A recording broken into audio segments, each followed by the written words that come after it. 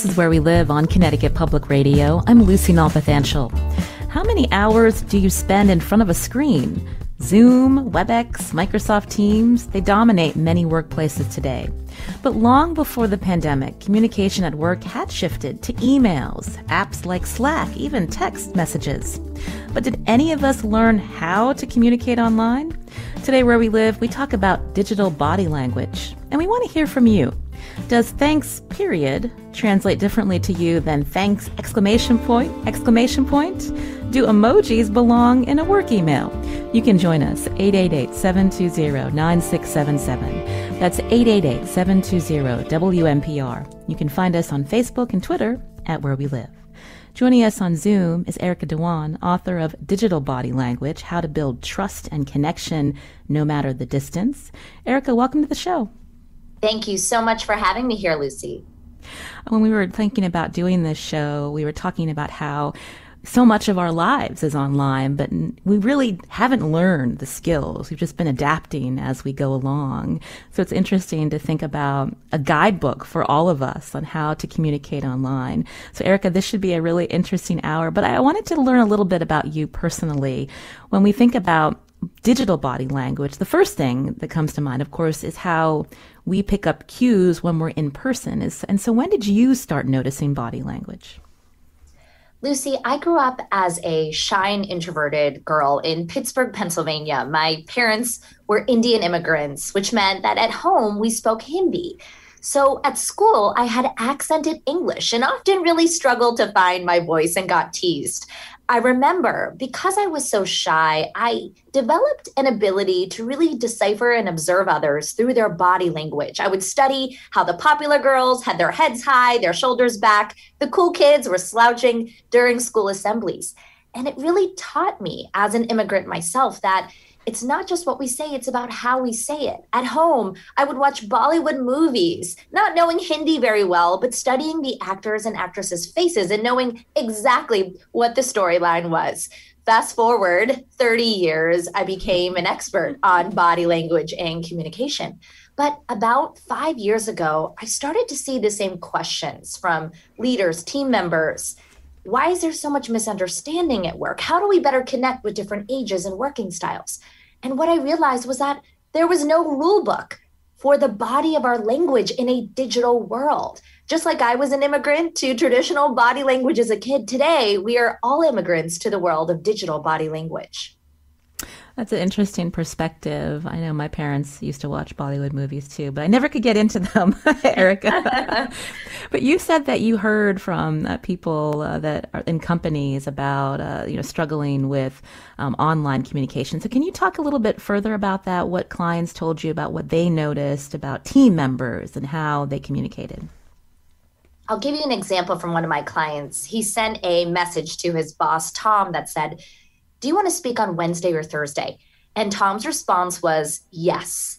Now, this is just an example where I like to say reading messages carefully is the new listening and writing clearly is the new empathy.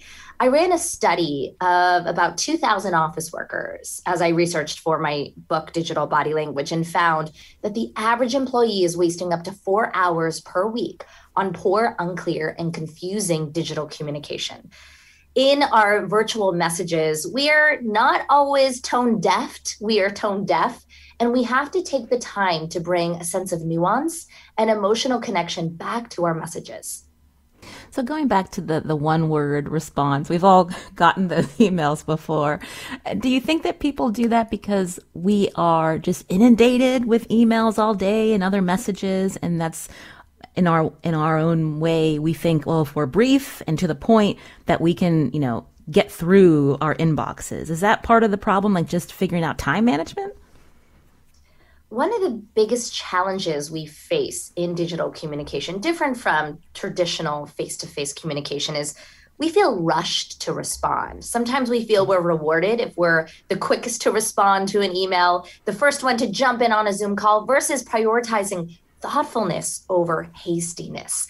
We all knew when we were in a face-to-face office, when someone was stroking their chin, we'd let them think a little because they were listening attentively. Or if someone was nodding and bobbing, we knew that they were engaged. Now in the digital world, if someone doesn't speak up on a Zoom call, we think, oh, are you on mute? Are you having tech issues? Are you multitasking? And one of the things that I've learned is that especially brevity can create a lot of confusion. We have to take the time to slow down, write better messages. We also have to take the time to remember that awkward silence can actually be okay.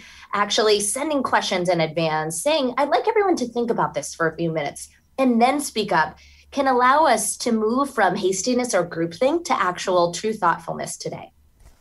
You're hearing author Erica Dhawan here on Where We Live as we talk about digital body language, how all of us communicate online, especially at work, some of the do's and don'ts, and how we can all become better communicators. If you have a question for Erica, you can join us, 888-720-9677.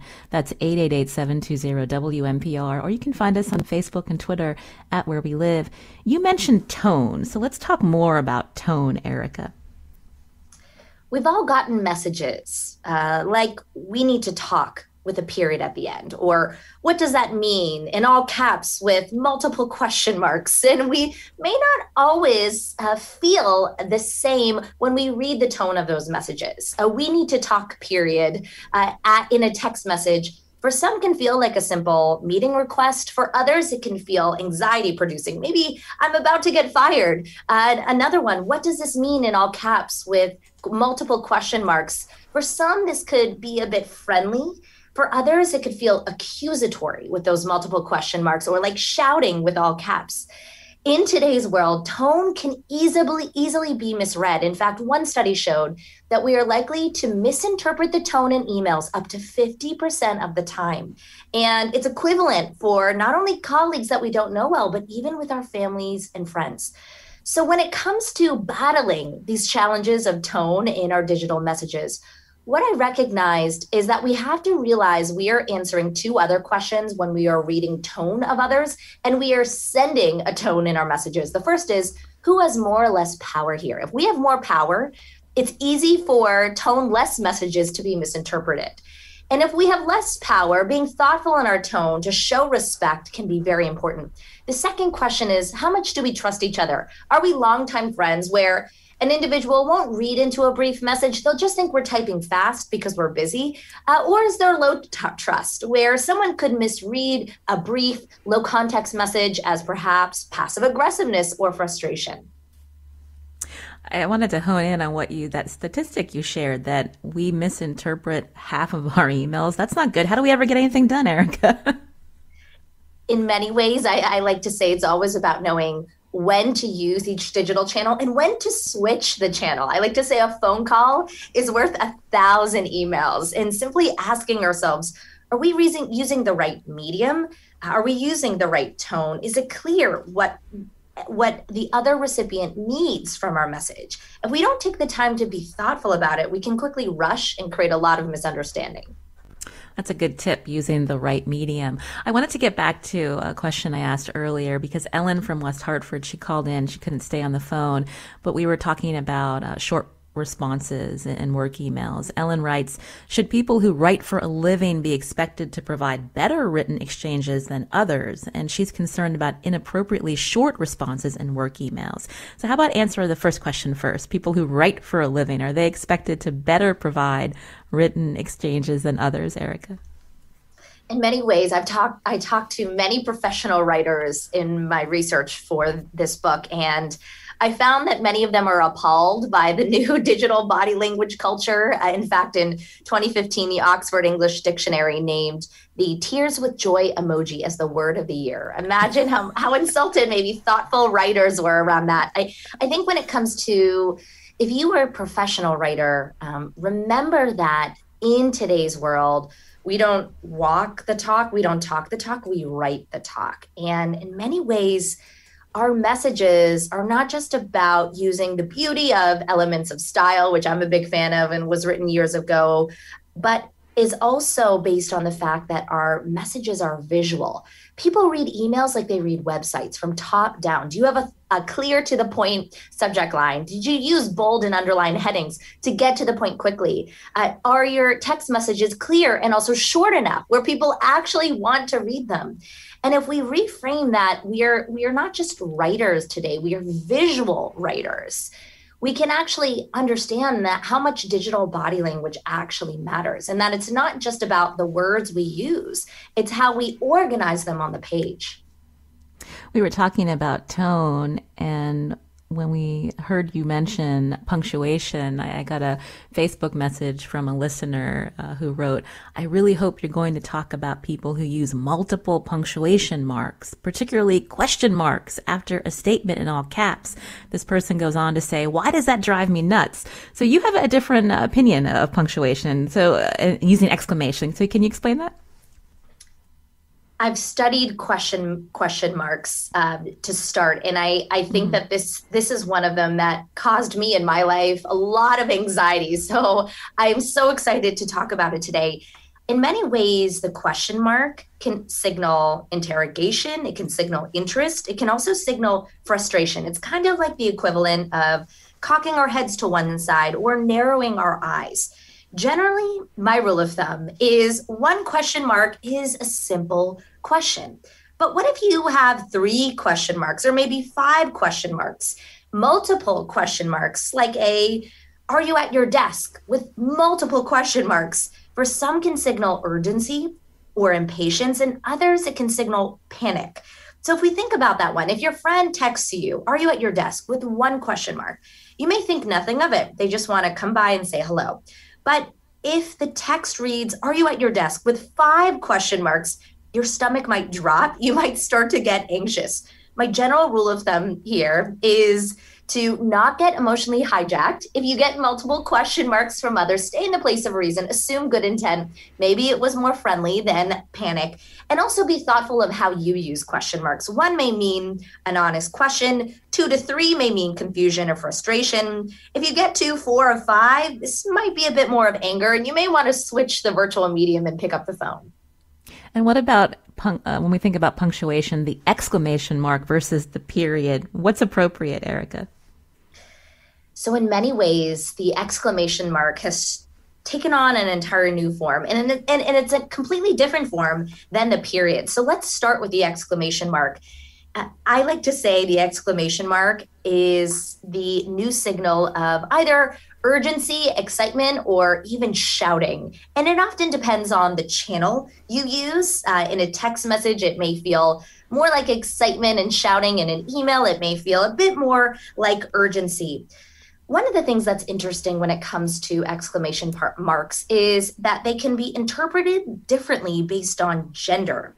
In fact, research shows that when a woman uses multiple exclamation marks, it is more likely to be interpreted as a woman coming off as friendly or approachable or excited. When a man uses them, it's more likely to be interpreted as urgency or potentially shouting as well, if there's a high power trust dynamic. So this is an example where, again, 1 quick exclamation mark may just mean basic enthusiasm. But if you get to 4 or 5, some may read it as excitement. Others may read it as anger. Now let's talk about periods, which is a whole other one. We all know that the period, the end of a sentence, used to literally just be the end of a sentence. But I'll share a story that will bring up how important it is to analyze your periods today.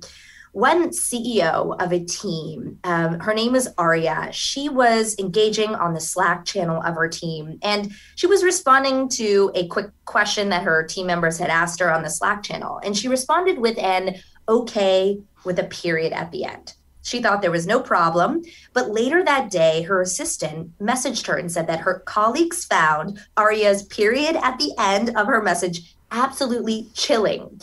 So in today's world, actually, periods at the end of certain channels like texts and other instant messaging tools for some can feel like anger and passive aggressiveness. For others can just be good grammar. It often skews generationally. Those that grew up with instant messaging tools like AOL and Facebook from when they were in high school often use a period at the end to signal something different than the end of a sentence, whereas older generations may likely use them just to end a sentence. I'm so glad that you mentioned generational differences because, again, when we were prepping for this show, I use periods and my producers use exclamations. And I'm always thinking, are they annoyed that I'm asking this question? And then I'm thinking, now that I read your book, are they thinking that I'm being short with them because I'm using a period? It's just so funny, Erica, to think about how we're all interpreting these things very differently. Exactly. Even the ellipses, the ... can be misinterpreted, and older generations tend to use them differently than younger. A ... for those that may have grown up as digital natives can sometimes signal a whiff of sarcasm or even passive aggressiveness. But for an older generation, it could just be a casual, softer stop than a period. This is Where We Live. My guest today is Erica Dhawan, author of Digital Body Language. Now, do you have questions about the right or wrong ways to communicate online in the workplace? Any horror stories or examples of good online communication that you and your team have? You can join us 888-720-9677 or find us on Facebook and Twitter at Where We Live. You mentioned emojis. Can we talk about emojis? I'm guilty of using many emojis, especially in Slack. Emojis are one of my favorite parts of the dialogue related to digital body language. We love them or we hate them. It's usually one or the other. Think of emojis as really the range of our facial expressions in the world of digital body language. We can show happiness, sadness, anger, frustration, all of these different signals through a simple emoji. My general rule of thumb when it comes to using emojis is tailor your emoji use to your audience. If there's high trust and maybe a little or minimal power gap, don't hesitate to use an emoji. It can allow you actually to build a sense of trust and connection, especially when your written messages may feel a bit tone deaf. At the same time, if there's a high power gap, err on the side of formality or be thoughtful. I like to say think before you emoji. The other thing that's important is my research actually identified that emojis can be read differently depending on your gender as well. In fact, one study from a linguist showed that when younger women used multiple emojis in the workplace compared to a man at any rank level in that same workplace, the woman would be more likely to be seen as incompetent. The man would be more likely to be seen as casual or friendly. Now, I'm a big fan of breaking those biases, but also being thoughtful of digital body language bias, similar to up-talking and voice pitch in our modern world. The other thing is remember that emojis can even be interpreted differently in different parts of the world. In fact, that thumbs up emoji that we often like to use, well, in Western nations, it signals agreement or approval. But in countries like Nigeria and Afghanistan, the thumbs up emoji is vulgar or offensive. It means to sit on it, and it's not very nice. Good to know. Again, we're hearing from Erica Dhawan, author of Digital Body Language, as we talk about how we all can become better communicators online.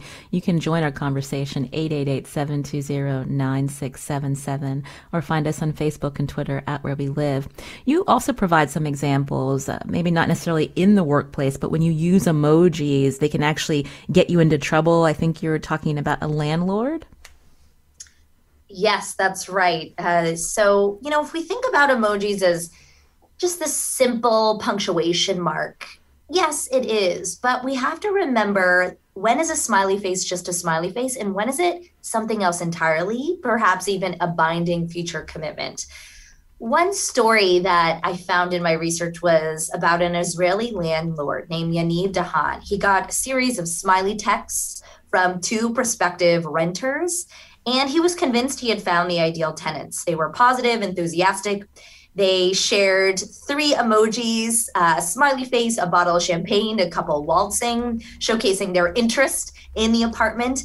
And after a few more of these emojis, Dhawan, the landlord, took the apartment off the market and waited for the couple to sign the lease. But then he waited, and he waited, and he waited, and it became clear that those emojis meant nothing at all. He actually got ghosted. And unlike most people, Dhawan actually refused to let it go. He appealed to the law by taking his emoji-loving tenants to small claims court, where they were fined $2,200. The judge put it very simply. He said the couple had acted in bad faith. So again, sending the wrong emoji can cost you, not just in miscommunication, but also potentially in cash. Now, you mentioned ghosting. Not everyone is familiar with that term. Talk about that, and when is an appropriate time frame to get back to people? One of the most common examples of anxiety-provoking digital body language is what I call slow or no responses from individuals. When we were face-to-face in the office or in a personal gathering, it was normal that if you said hello to someone, they would say hello back. But in a digital world, you can just have the silent treatment, and it can show up in delayed emails, texts, or what I call ghosting behavior, which is where you just simply don't reply at all. We've all felt that level of anxiety when we're waiting to hear back from someone, when we have that sense of a silent response. And when it comes to this, my general rule of thumb is to try to remember not to get emotionally hijacked. I define ghosting as that act of allowing texts and emails to go unanswered, especially when a follow-up was sent to no avail. We are all busy right now. We are all inundated with messages. So we have to give others the benefit of the doubt and also assume good intent. If you're waiting for a response and you feel you might be getting potentially ghosted, don't jump to conclusions. Remember that everyone has a lot on their plate. And I recommend if you follow up 2 to 3 times with no response, switch to a different medium if it's appropriate, if there's trust. A phone call, a quick text message, even a social media direct message if it's appropriate, maybe not in the workplace, but in a personal setting. And if you're on the other side, if you need to get back to someone, but you're really busy, but you want to get back to them, answer immediately and just say you got it, but you'll get back to them soon. And at the same time, if you can't respond quickly, give yourself some grace and block some time, maybe once a week or once a month to respond. And last but not least, if someone is just sending you too many messages, it's okay to not respond. It's okay to set your own boundaries, but knowing when and when not to is important.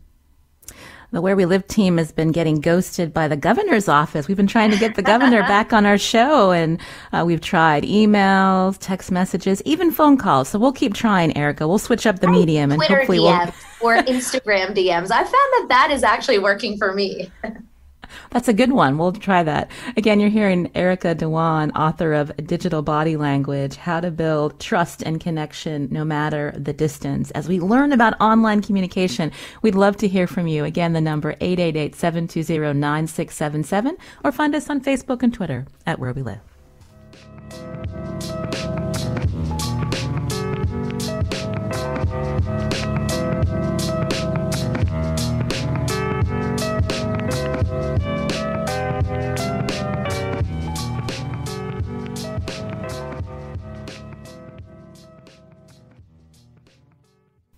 This is Where We Live on Connecticut Public Radio. I'm Lucy Nalpathanchel. Before the pandemic, much of the way we communicated at work had shifted online. Erica Dhawan writes in her book, Digital Body Language, that 70% of all communication among teams is virtual. 70%.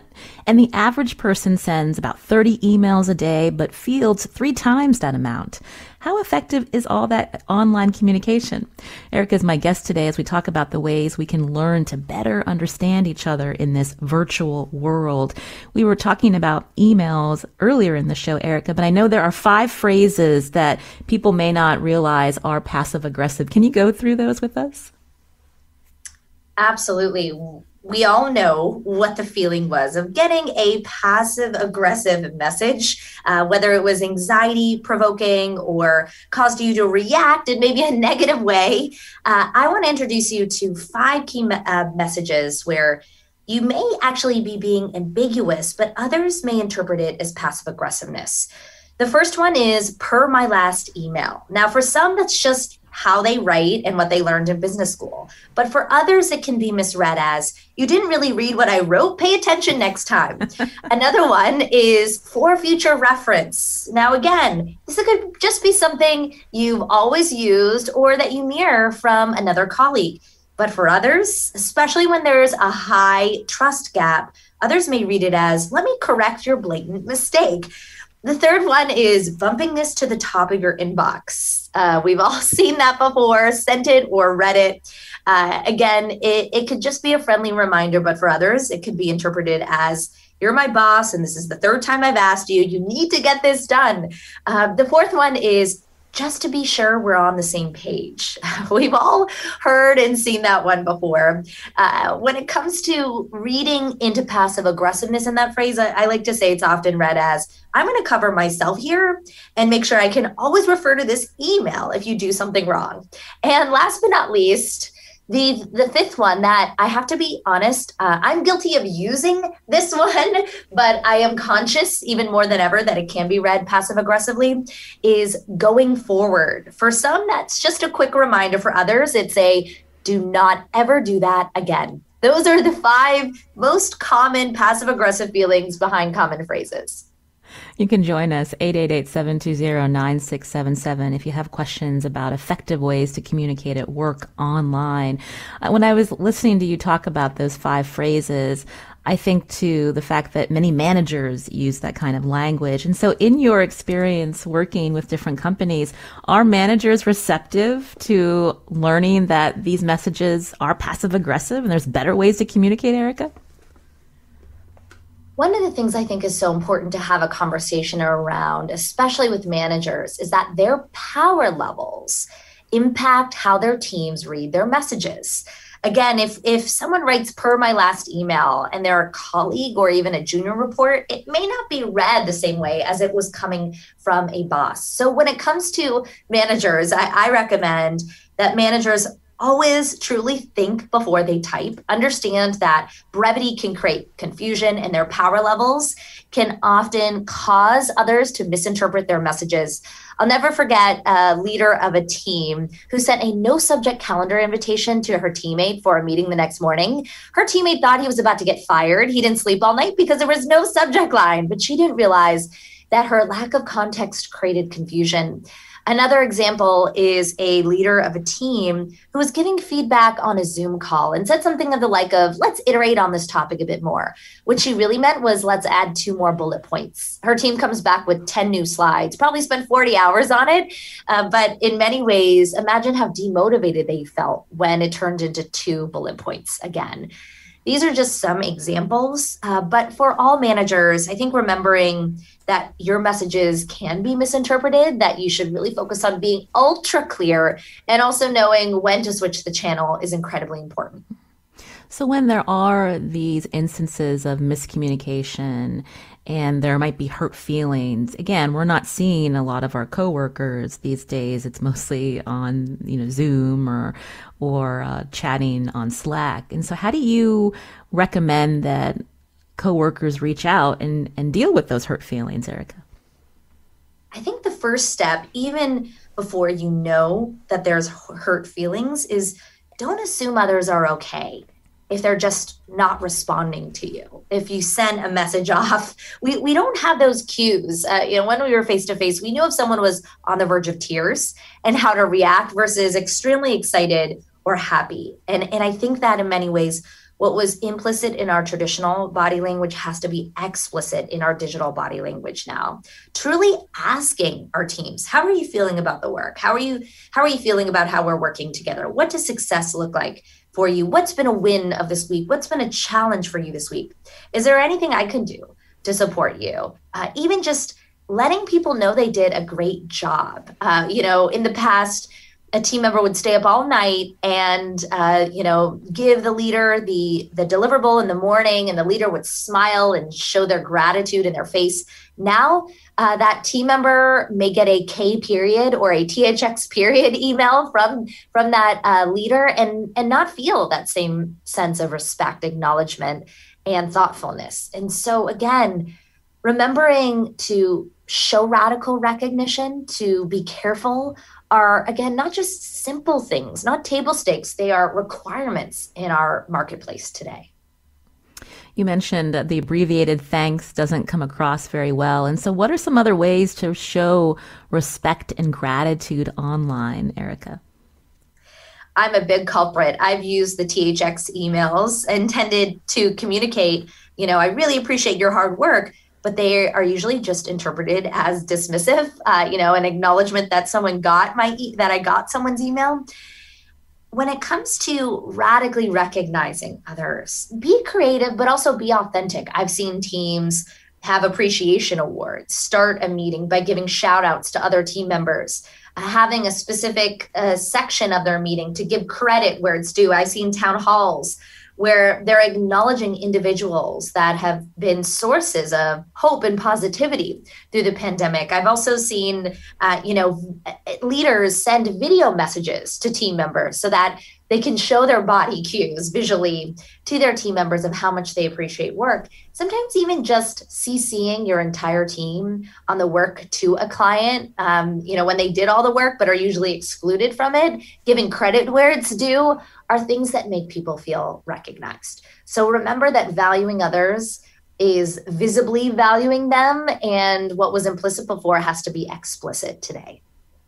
Earlier, you talked about using different media and when we're communicating certain messages. And so I'm wondering if you can walk us through, when is it appropriate to send an email versus a text message versus bringing something up on a video chat, or even using these apps that in workplaces today like Slack or phone call, Erica? Yes, I think one of the most powerful things we can do is set some norms around both the channels and formats of when we email, Slack, text, phone call, video call, you name it.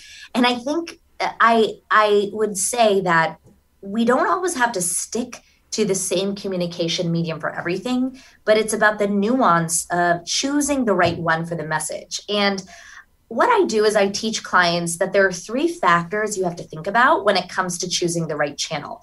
The first factor is length. The second factor is complexity. And the third factor is familiarity. So the first is length. Length is the easiest to manage. If it's a short message, maybe it's a quick text message. If it's long, knowing when to send it in a lengthy email, or maybe it's nuanced, so you need to have a video call, but send that email with bold and underlined headings. Get to the point very carefully. Remember that emails are visual.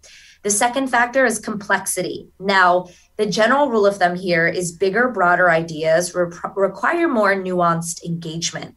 So knowing when to err on the side of let's set up a video call to discuss this versus throwing something at someone that is in an instant message may be very important to understand and know the nuances around.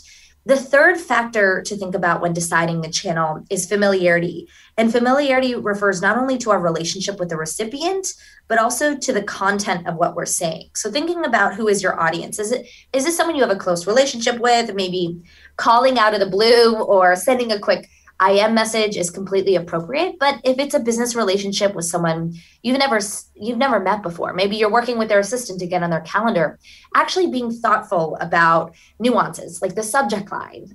Did you get to the point quickly? Are you clear on why they need to join the meeting versus making them maybe defer on avoiding it or ghosting you are things that are incredibly important. One thing that I recommend managers do is just set some rules within your own team. When will we email, and what are response time expectations? Maybe 24 hours, and emails are for work requests. IMs are within business hours, maybe within 1 to 3 hours during business hours. But if you IM me in the evening, I'll get back to you the next day. And for video and phone calls, I think setting some rules. Maybe calls should always be as shortest as possible. Maybe not 30 minutes and 60-minute meetings, but 20-minute and 40-minute meetings can be very effective. And, setting some norms that if you want to have a meeting, have a clear agenda in advance. This will allow everyone to get on the same page and feel like they're valued for their time. Again, I'm speaking to author Erica Dhawan about her new book, Digital Body Language, How to Build Trust and Connection No Matter the Distance. If you have a question or you want to share an observation from your workplace, 888-720-9677, or find us on Facebook and Twitter at Where We Live. I want to take a quick call. Fred in Collinsville. Fred, go ahead.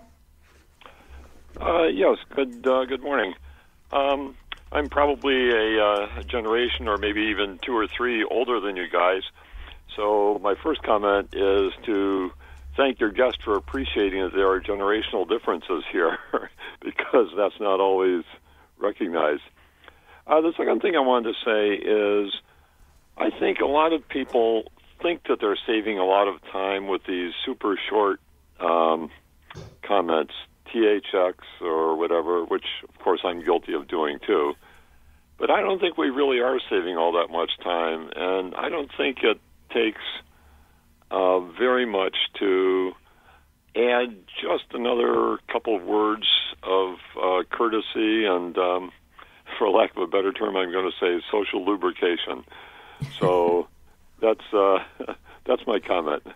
Well, thank you, Fred, for that. Erica, did you want to respond? One of the things I studied in my research was that we not only is there one digital body language, there are different digital body languages. And while a digital native may interpret a THX period as very normal and effective, a digital adapter may look at that THX and feel like, why didn't you just pick up the phone if you really wanted to thank me?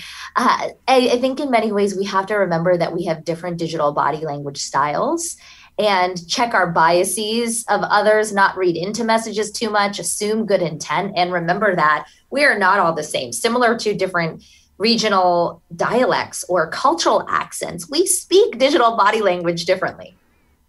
Jason tweeted, I'm helplessly enthusiastic about things, and I use exclamation points and text messages to express that energy. It took my coworkers a little while to get adjusted. Again, you can join our conversation. The number 888-720-9677. You can tweet us or find us on Facebook at Where We Live. We'll be back after a short break.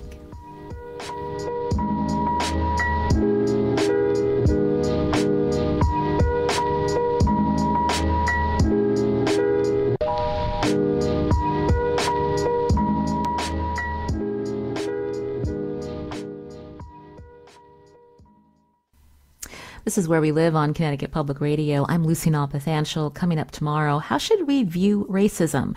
Some state lawmakers say it's a public health crisis. On the next Where We Live, we'll talk with Senator Mary Doherty Abrams about why this declaration is needed. She's one of the leaders of the General Assembly's Public Health Committee, and you can join that conversation. That's tomorrow.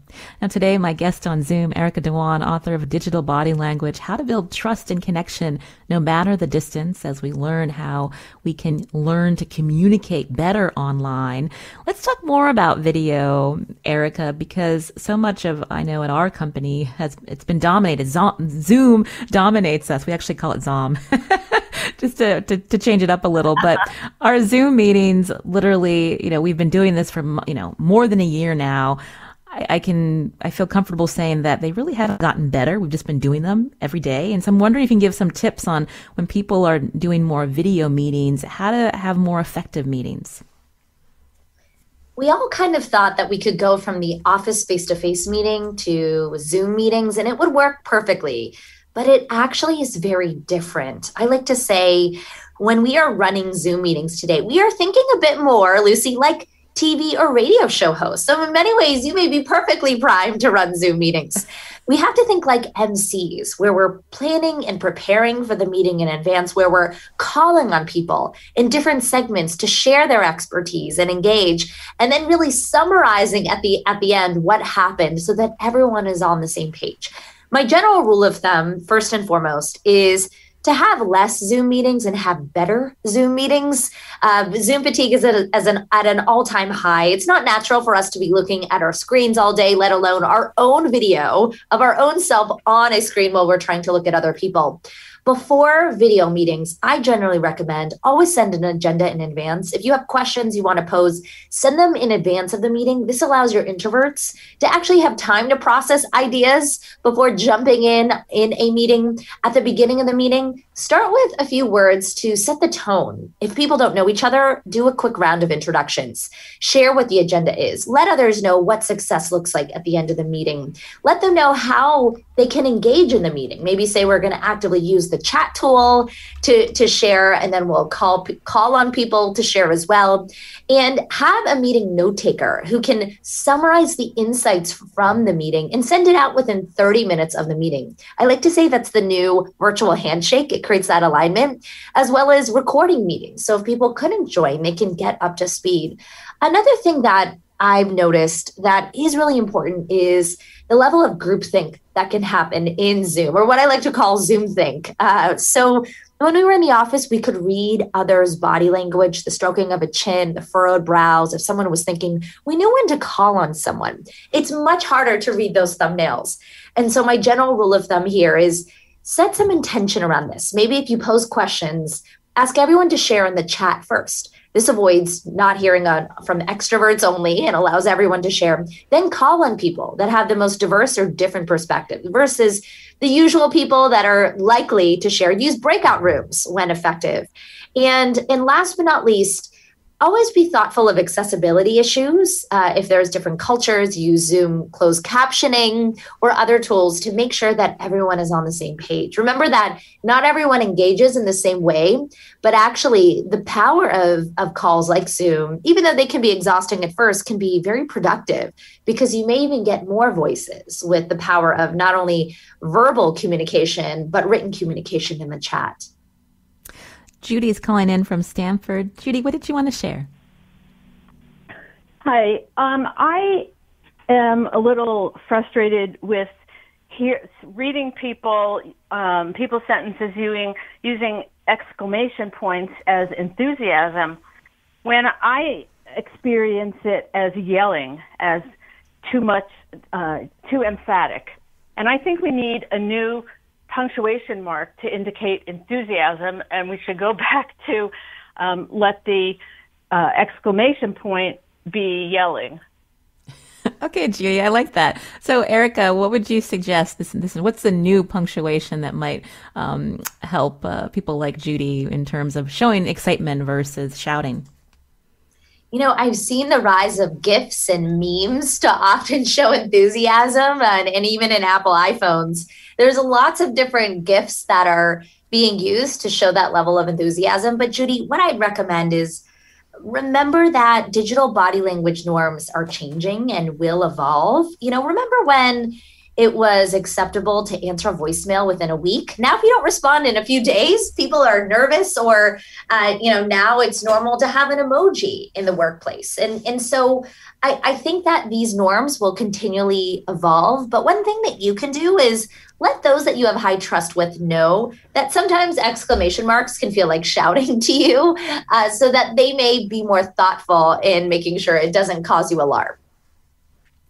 I think this all points to the fact that we need better training. And so I'm wondering if you can talk about that, Erica, how companies and workplaces can set some standards on how we communicate virtually.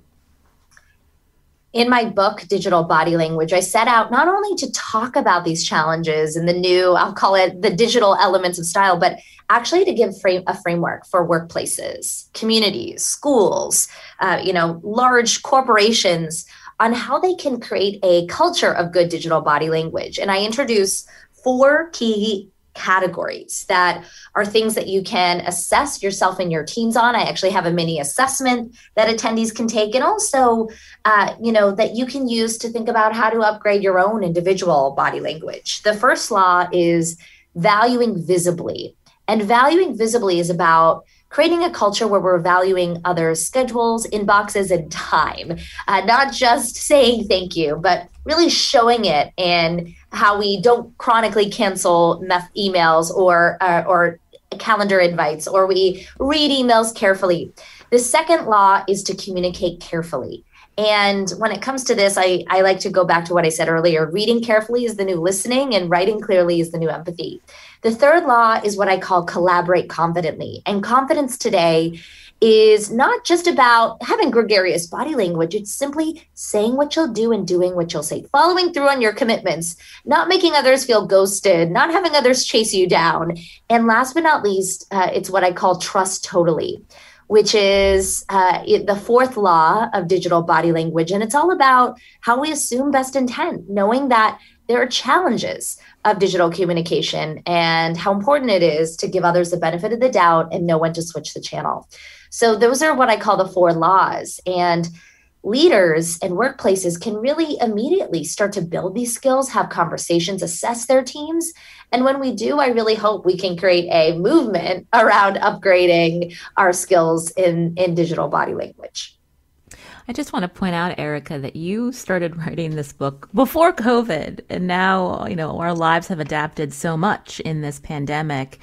I'm just curious, some takeaways now that your book is out, and the fact that while many of us may be returning to work later this summer or already are at work, how we can all move forward on not only understanding that traditional body language is important, but these skills also matter to us as we talk online.